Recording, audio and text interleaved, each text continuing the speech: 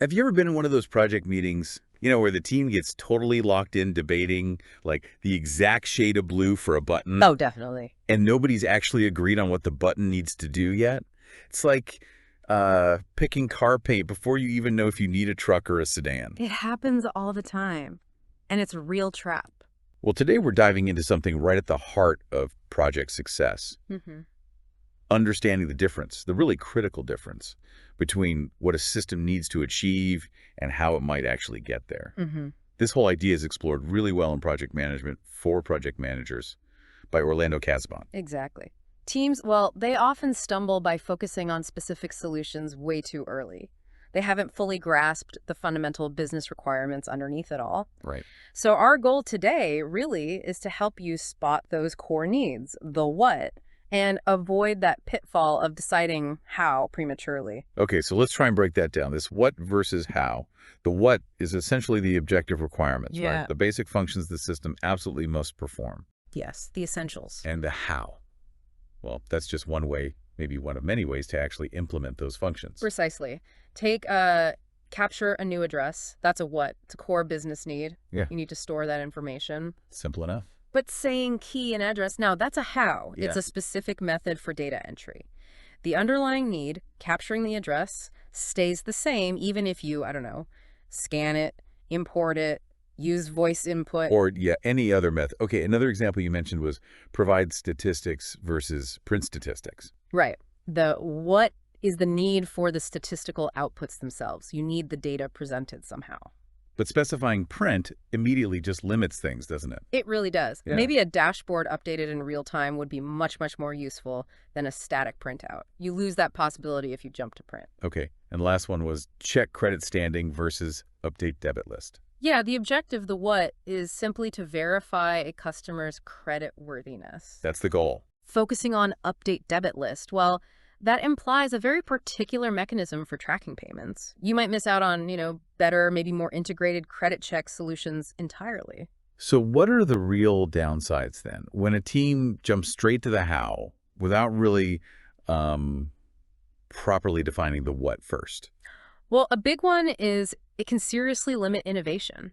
If you're already fixated on a specific technology, maybe an old one or a familiar process, you might completely overlook more effective, maybe more efficient ways to achieve the actual business goal. You could just end up replicating something that's already outdated. And I suppose the ultimate risk is you build something that doesn't actually fix the original problem. That's the danger. It can lead to, well, increased costs, definitely wasted time, and yeah, a system that just doesn't meet stakeholder needs. That leads to dissatisfaction, maybe even project failure. Okay, let's look at the flip side.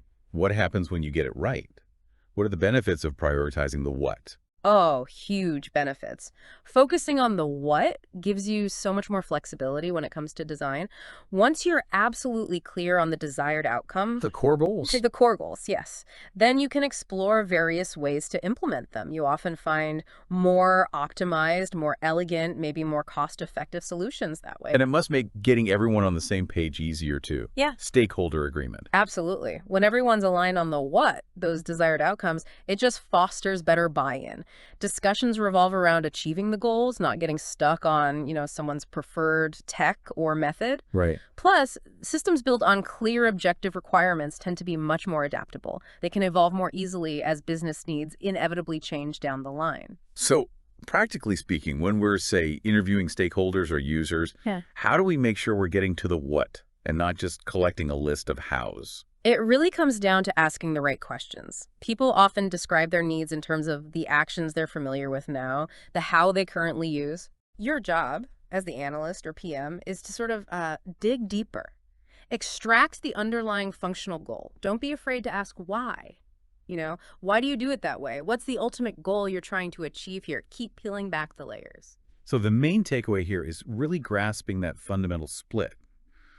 The objective requirement, the what, versus the solution assumption, the how. Getting that what's defined clearly up front seems absolutely vital. It's crucial. By prioritizing the what first, you really do unlock more innovative possibilities, and most importantly, you ensure the final product actually delivers the intended business value. So for you listening right now, maybe think about your current projects or even just everyday problems you're trying to solve. Are you crystal clear on the desired outcome, the what? Or have you perhaps gotten a bit caught up in a specific way of doing things, the how? How might shifting your focus purely to the what open up some new possibilities for you? It's a powerful shift in perspective. Definitely. And for a really comprehensive guide on navigating these project complexities and mastering techniques for effective requirement gathering, I highly recommend checking out Project Management for Project Managers by Orlando Casabon.